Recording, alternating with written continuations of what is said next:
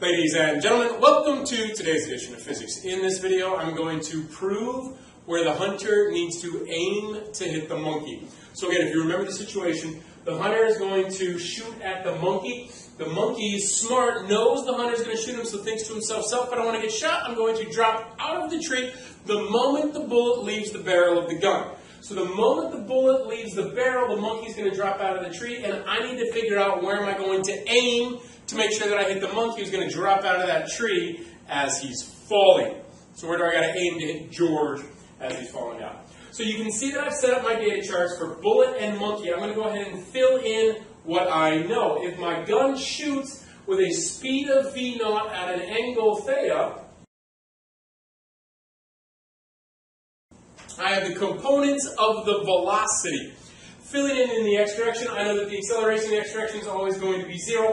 Why? Because I have not ever, not once, jumped up in the air and have gravity throw me against the far wall. Acceleration in the horizontal direction is always equal to 0.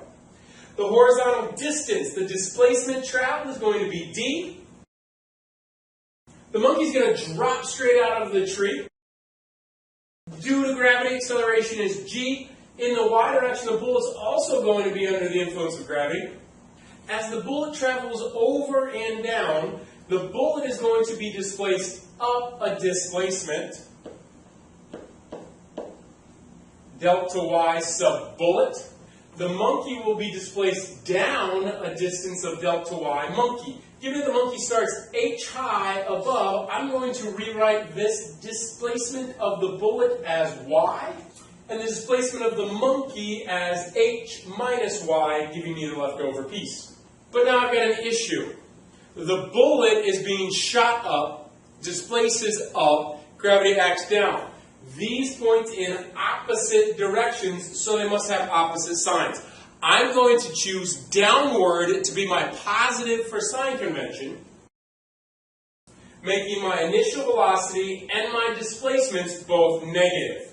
So that's why I tuck these negative signs in for those terms. Now, if the bullet hits the monkey, I know that they will occupy the same position in the same time, so I can set both events equal to a time of t. Now I'm ready to begin approaching the problem from the monkey and the bullet point of view.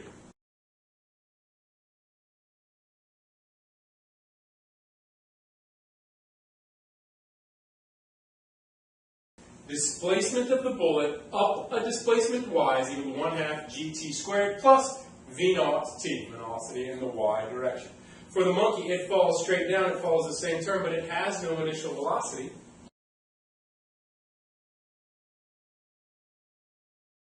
So I have the information for the bullet, the information for the monkey, but now I see bullet has a term of 1/2 gt squared, monkey has a term of 1/2 gt squared, so if monkey's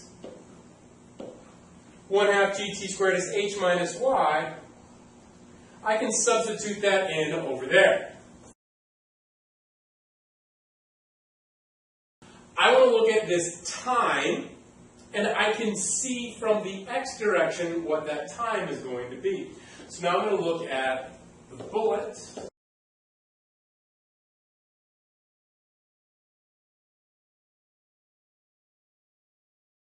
And I get that time is equal to the horizontal distance over the initial velocity in the x direction. I can substitute in for the time in my monkey equation.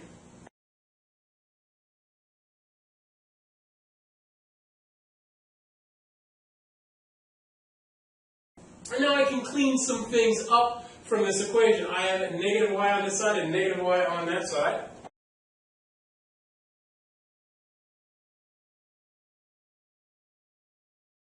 So I see the tangent to theta equals h over d. This proves that my hunter needs to shoot directly at the monkey, and they will hit at some time t. As long as the bullet reaches this plane before the monkey hits the ground, this proof is valid, and my bullet will strike the monkey every time. So we just set the monkey up there on the electromagnet that's hanging down from the beam. That electromagnet is connected by a circuit all the way down to this power supply and here. So what will happen when we blow the ball through the tube, it'll break the circuit and the monkey will fall at exactly the same time. So how this apparatus works, I've got a power supply over there, runs a current through this wire. The current around the wire creates a magnetic field. I'm going to blow the marble through the tube. There's two exposed wires there. When the marble goes through the end of the tube, it'll blow the wires apart, opening the circuit, causing current to stop flowing, so the magnetic field around my little electromagnet up there stops, so George immediately drops down out of the tree the moment the projectile leaves the barrel. We laser sighted it and lined it up so that it's perfectly in line. So I sighted that, aimed the tube directly at George. Here we go. In 3, 2, 1.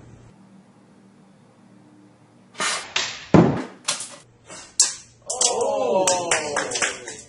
Like ninja, I didn't even go below. Yeah, I know. That was pretty awesome. I think that's an awesome demo. That's pretty awesome. Yeah, can we try it again? Can we try it again?